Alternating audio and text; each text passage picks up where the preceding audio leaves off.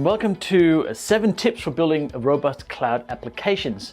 Now, cloud applications are very popular, there's a lot of them, and often I see little things that could be done a lot better in terms of promoting robustness and efficiency and reliability. So that's what we're going to talk about today with 7 tips. Yeah, I know. All right, let's get into it. Tip number 1 has to do with Azure App Services, and in particular deployment slots. So in general, friends don't let friends deploy to production, right? Ever. Like, that's just bad. We all know that, and sometimes it's a little bit hard because hopefully we all passed the point where we drag files into the production server to do an update, right? We're way past that. We have automated processes and such things. But Azure does make it a lot easier. We want to eliminate accidental deployments. Like, we don't like those. Whoopsies. Those are the things where you deploy on Fridays. Don't do that. And we want to provide a production-like QA.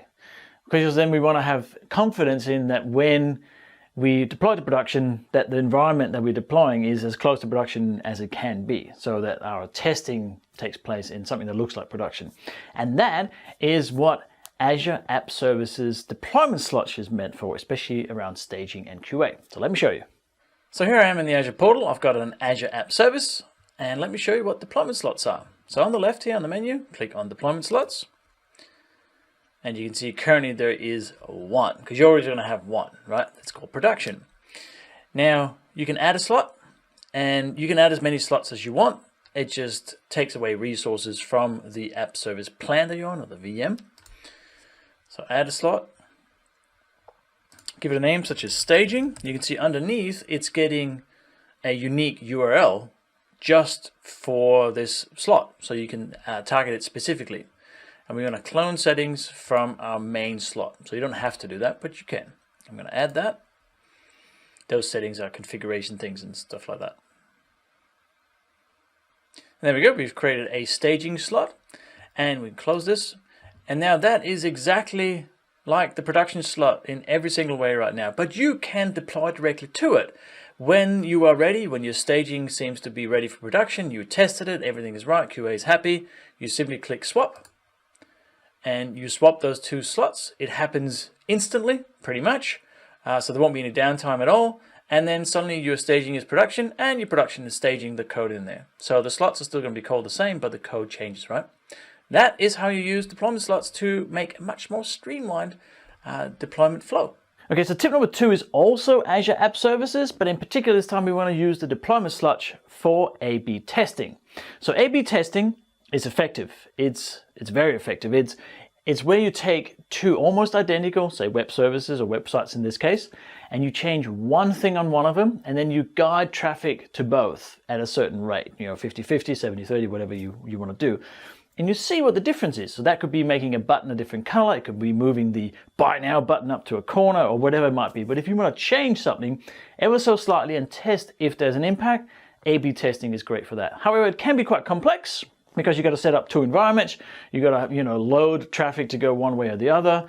There's all those things to consider, but it might just increase revenue, right? So it's a very valuable tool that we use for building efficient and robust cloud infrastructures. But we can use Azure App Service deployment slots for that, which is something that not many know. So let me show you. We're back in the same app service, and we're going to talk about A/B testing, and it's really simple. Usually A/B testing is really hard to do, but say you have the 2 deployment slots from before, right?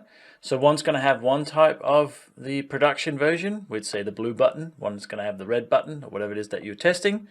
And you want some traffic to go to one and some traffic to go to the other. All you have to do is change this traffic number here in the deployment slots. So say if I change this to 50, you can see that it automatically changes the other slot. Now, if you had 3 or 4, you would have to obviously make it all be up to 100. But this is how you can do A/B testing very simply with App Service deployment slot. That's all there is to it. I know. Yes. All right. Tip number 3 has to do with testing infrastructure. So when you let developers create their own testing environment, they just spin up a VM, or they create an app service, or they set up, Docker containers, whatever it is. And sometimes they forget, or they create things they shouldn't have, etc. That's a problem. Sometimes they might not follow company policies. Another problem, like company policies are important. That's why we have policies, right? And maybe, just maybe, there will be cost blowouts due to this because you create a VM, you forget about it, it sits there spinning. And that is where dev test labs come into play. So let me show you how that works. I have here an instance of a dev test lab, and this is what you see first. And basically it's a way of managing a whole lot of resources, mainly virtual machines and disks. And you can see this is my dashboard, so each individual user will have their own dashboard when they log into Azure, be part of the dev test lab. I have currently a Ubuntu canonical machine, so I can click on that. And that'll give me an overview of that particular VM. And I can log into it like a normal VM, I can install stuff on it, I can use it. See, there's some auto shutdown stuff. You know, it's just like a virtual machine that I can log into. If I go back here to the dashboard, on the left here, as an example, you can see there are claimable virtual machines. So there is a pool of virtual machines. I've created 2. I have one of them claimed. And then there's the other one in here, Red Hat 8 Node.js is another unclaimed virtual machine that I can then click on. I can go over here. I can go claim it. And if I claim it, it's mine to use. So these are shared virtual machines. And that means that if someone else needs to use the virtual machine after me, I can unclaim it, they can claim it, they can do their testing on it, and so on and so forth. And of course, you can use your own custom images for these virtual machines so that you could have your own environment on it, developer environment, whatever it is you need to use. You could have something like Node.js. There are lots of different artifacts you can install on these base images. And all you have to do if you want another virtual machine, and it is allowed in the policy, of course, because it's all managed through policies. That's what we talked about before, so we don't get cost blowouts, for example, using virtual machines that are, you know, out of policy. And here's a bunch of bases you can choose. These are all Linux in this case. And then there's some SharePoint tutorials, and there's a whole lot. You can see the scrolling. A lot of different base images that you can use in your dev test lab. So that's dev test lab. It's a very good way of organizing your resources in a common way so that many developers can use the same resources and you don't suddenly have orphaned resources or resources that shouldn't be created in the first place. Fourth tip is Azure function testing. Azure functions are very popular. They're like the darling of the serverless world. But serverless testing can be hard, or so we think, right? Because it's someone else's server. Like, how would we know how to test someone else's server? But functions are just code, and we can test it. So let me show you how. So here's a sample Azure Functions project from Microsoft. And it's just to show you that how easy functions can actually be done within, well, in this case, Visual Studio. You can use VS Code, you can use whatever IDE you want, depending on your language for your functions. I'm using C# in this case. That's what I'm familiar with. And I have a standard function here. You can see there's a run method, which is always what initializes a function. And that does a thing. It gets a query parameter and it prints out a name, something like that, right? It says hello. Now, there are some tests here. There are function tests. So that's just a test file within the project, within the solution. And you have, you know, some test cases here. And let's try and run the tests. So I'm going to go up to test. So in Visual Studio, I'm going to go to the Test Explorer. And in here you can see that there are 5 tests. And I can run all those tests by clicking the button here. And this is all done locally. I don't have to connect to Azure. All of the function runtime is on my computer. And there we go. It all completed. If I expand them here, you can see that there are the 5 tests. And we can see that they all passed. So it's really simple to create tests for functions, just like it is for any other piece of software that you want to test. And I highly recommend it. Tests are great, especially for functions, because they only do one thing most of the time. So you won't need many tests to sort of, you know, cover the whole scenario of them.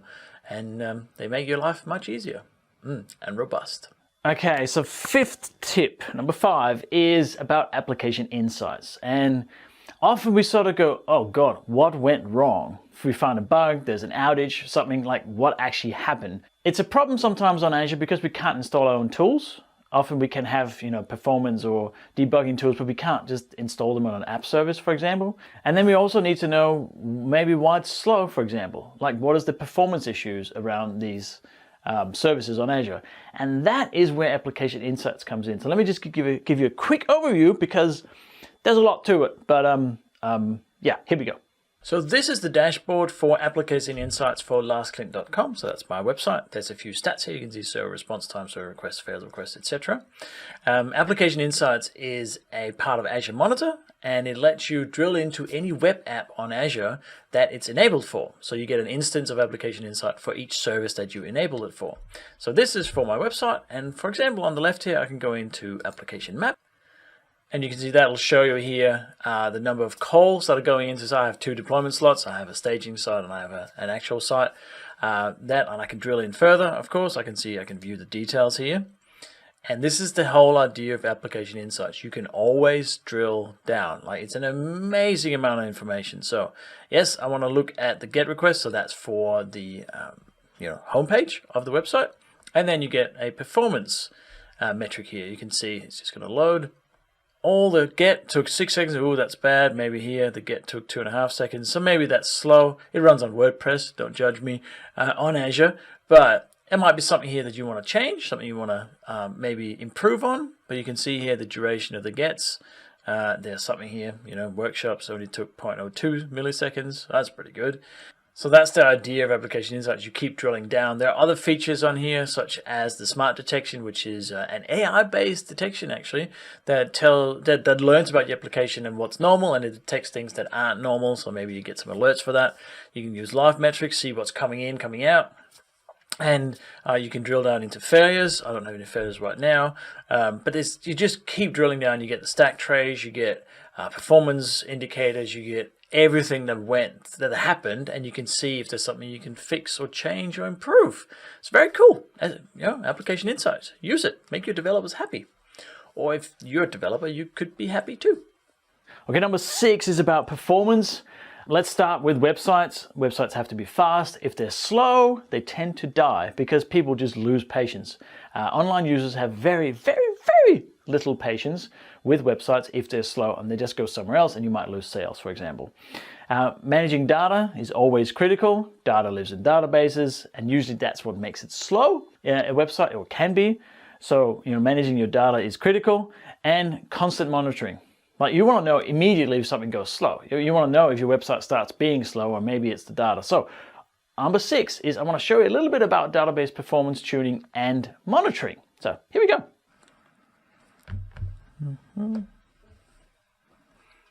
Oh, hello again. So it's important with databases that they perform well. We talked about this, right? Otherwise your site is slow, and no one likes slow sites or applications. So here on the screen I have the documentation for how to perform query performance insights for Azure SQL databases as an example. Now this requires a fair amount of data that I don't have in a test database, so that's why I'm showing you the documentation. But me and my friend Moose are going to show you this anyway. So you get this very nice overview of the CPU usage and the performance of your database if you go through this particular scenario or this particular piece of documentation. And as it says, it gives you the ability to drill down into details of a query, view the query text, or even the history of the resource utilization as an example. It's really, really powerful if you do have performance issues on your database.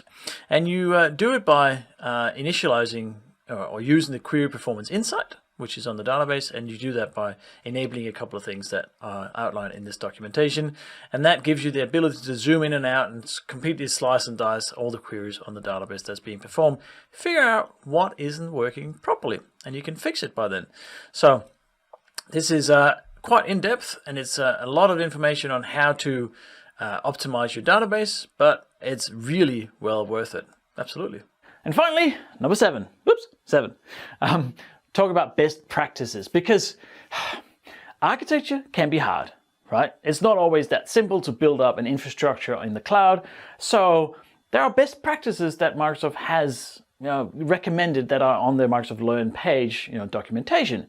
And they're really good. And there's all different kinds. There's IaaS, there's PaaS, there's microservices. So Microsoft can help.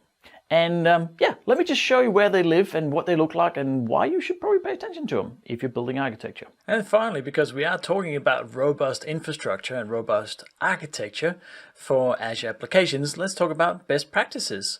And it's hard to know where to start because there's a lot of best practices, and what's best for you may not be exactly best for someone else. So Microsoft has given some examples of what could be considered best practices in different areas, and I have 3 of them here. So the first one is for IaaS, so infrastructure as a service, and there is a template architecture here of how you might test for this and how you might move it into production. So you can see here on the screen, there's a loop of development, so Visual Studio, GitHub, Azure Pipelines, Azure Boards, and that feeds into a dev test subscription, which we talked about earlier, where you might have a bunch of different machines and VMs and whatnot that you use for testing your application. And then that goes into a production subscription, where you have all of your production resources, and that could involve something like app servers deployment slots, for example, right? So that's one example of IaaS, and there's a whole bunch of information here of the data flow if you want to read more about it. And then there is for PaaS, so platform as a service, there is a suggested architecture. It's very similar, but slightly different because it's PaaS, and you can use that as well. There's a specific example here with Azure App Services, and that gives you a whole idea of how you might do a best practices implementation of a PaaS service or PaaS architecture. And again, the whole data flow is explained here as well.